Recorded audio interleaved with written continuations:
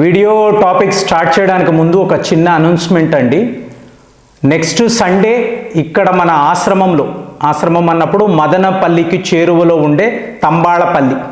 So ఇక్కడ ఒక health పరమైన సెమినార్ ఉంటుంది. నిన్న కూడా అనౌన్స్మెంట్ చేశాను. చాలామంది మిత్రులు అడుగుతున్నారు, ఇక్కడ మేము గురుతీర్థము కూడా ఇస్తామండి. సో గురుతీర్థం కూడా ఇక్కడికి వస్తుంది. సో ఎవరైనా వచ్చి తీసుకోవాలి అంటే గురుతీర్థం మీద నేను వివరంగా ఒక వీడియో కూడా చేయడం జరిగింది. మేము గత 6 ఏళ్ల నుంచి పడిన శ్రమ మీకు ఆ గురుతీర్థం అనేది ఒక ఇమ్యూనిటీ బూస్టర్. సో మీరు ఎవరైనా ఇక్కడికి వచ్చినప్పుడు మీరు గురుతీర్థము కూడా తీసుకోవచ్చు. అలాగే తిరుపతి, చిత్తూరు మిత్రులు అడుగుతున్నారు మేము రావచ్చా? ఖచ్చితంగా మీరు రావచ్చు. ఎందుకంటే మీకు ఆల్మోస్ట్ 100 నుంచి 120 కిలోమీటర్స్ దూరం మాత్రమే. సో 2 to 2.5 అవర్స్లో మీరు వచ్చి తిరిగి మీరు మీ ఊరు వెళ్ళిపోవచ్చు. సో మీరు కూడా రండి. ఆదివారం మనం అందరం కలుద్దాము. సో ఈ సెమినార్ ఒక అద్భుతంగా ఉండాలని నేనైతే కోరుకుంటున్నాను. సో మిత్రులు రండి, కలవండి, మనం మాట్లాడుకుందాము. ఎన్నో రకాల సమస్యలకు పరిష్కారం అనేది అక్కడ మనం వెతుకుతాం. మోనోపొలీ అనేది ఎంత ఒక డేంజరస్ వ్యవహారము అనేది ఇండియన్ టెలికాం మార్కెట్ దీన్ని చూస్తే మీకు అర్థమవుతుంది. అంటే ఎప్పుడు కూడా భారత్లో 3+1 అని అంటారండి. ఈ 1 అనేది బిఎస్ఎన్ఎల్ ప్రభుత్వానికి సంబంధించిన ఒక టెలికాం కంపెనీ. ఇక ఈ 3 అన్నారు అనుకోండి, రిలయన్స్ జియో, అలాగే భారతీ ఎయిర్టెల్, వోడాఫోన్. ఇందులో మీరు చూసారనుకోండి, రిలయన్స్ వాళ్ళ అంటే ఆ జియో యొక్క మార్కెట్ షేర్ మాత్రమే 39% ఉంటుందండి. ఎయిర్టెల్ వాళ్ళు అన్నారనుకోండి 37%. ఇక వోడాఫోన్ లాంటి వాళ్ళు 15%. సో ఇలా చూసారనుకోండి, ఒక్క రిలయన్స్ వద్ద మాత్రమే 53 కోట్ల వినియోగదారులు ఉంటారు. అంటే అదే మోనోపొలీ అంటాం. సరేనండి, మనకు ఇష్టం, మనకు నచ్చింది, బాగుంది సర్వీసు, వాళ్ళ డేటా మీదే కదా రిలయన్స్ జియో ఆధారపడుతుంది, చాలా చాలా బాగా వయబుల్గా ఉంది కాబట్టి మేము తీసుకున్నాం. ఇందులో ఏంటి ప్రాబ్లం? డెమోక్రటిక్ కంట్రీ అంటాము కదా.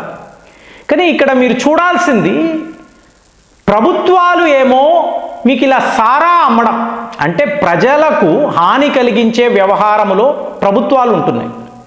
అదే ప్రజలకు మంచి చెయ్యాలి అన్నప్పుడు ఇవన్నీ కూడా ప్రైవేట్ కంపెనీస్ వద్ద ఉండడం, ఇదే నాకు ఆశ్చర్యంగా ఉంది.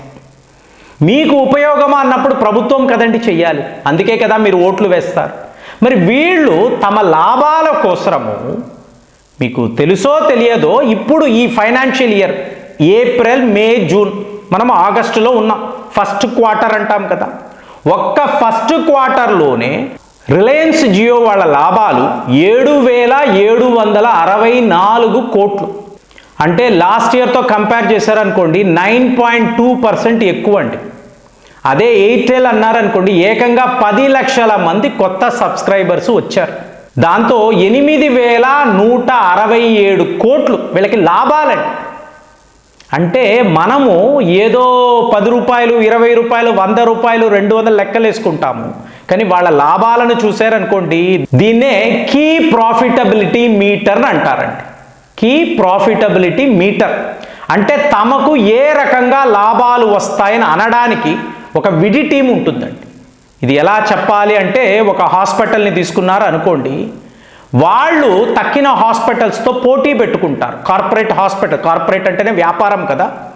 సో ఇప్పుడు వీళ్ళు నెంబర్ ఆఫ్ హాస్పిటల్స్ అన్నప్పుడు ఎవరికి ఎంత లాభము, ఎవరు నంబర్ 1 పొజిషన్లో ఉన్నారు, వాళ్ళ కాంపిటీటర్స్ ఎవరు, వాళ్ళు ఏ లెవెల్లో ఉన్నారు, వాళ్ళ షేర్ ఆఫ్ ప్రాఫిట్స్ ఏమిటి అని వీళ్ళు కూర్చొని లెక్కలేసుకుంటారు. సో సీఈఓలు లెక్కలేసుకున్నప్పుడు ఆటోమేటిక్గా మనమే నంబర్ 1 పొజిషన్లో ఉండాలి అని అన్నప్పుడు ఏమవుతుంది, మీకు ఆటోమేటిక్గా ఈ కస్టమర్ నుంచి ఎంత వసూలు చేయాలి. ఇక్కడ కస్టమర్ అంటే ఎవరు? పేషెంట్లు. సో మీకు ఏ ప్రాబ్లం ఉంది అనేది వీళ్ళు పట్టించుకోరండి.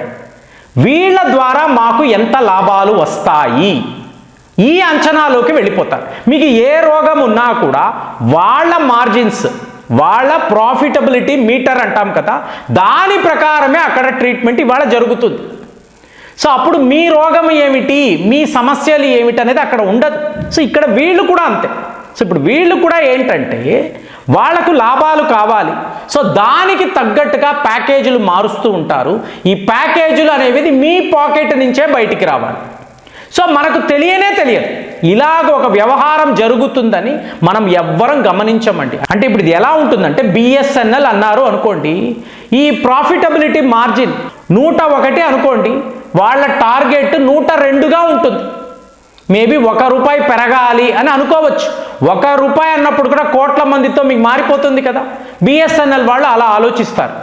అదే ఎయిర్టెల్ వాళ్ళు ఉన్నారనుకోండి, ₹257 ఉంటే దీనిని ₹264 ఎలా మార్చాలి, ఈ ప్యాకేజీని ఎలా చేంజ్ చేయాలి మీకు తెలియదు కదా.